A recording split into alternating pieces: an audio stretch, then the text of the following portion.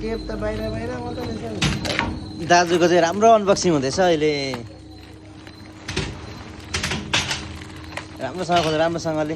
भाँडा पो रहेछ त यहाँ त। ओ भात ल्याऊ चाहिँ चामल ल्याऊ भात पकाऊ।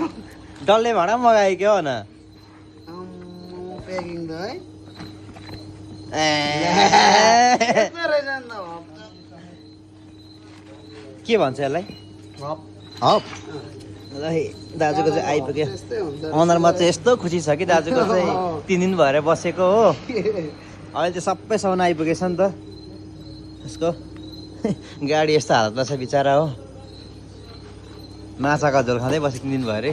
तर खुसी अरे हो, आज बस्नु पऱ्यो नि बस्नै अरे नि त। बस्ने नि म त यति सामान त आइपुग्यो होइन। खुसी छ उनीहरू हाँसो के भन्छ अनुहारमा पुरा हाँसिलो चम्किलो भइरहेछ अनुहार दाजुको हो।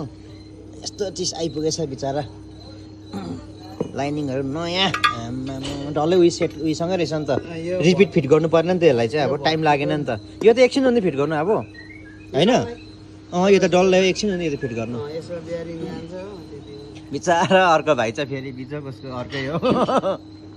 दाजुको पनि छ बिचरा। तपाईँको सक्छ होला भोलि मात्रै हो।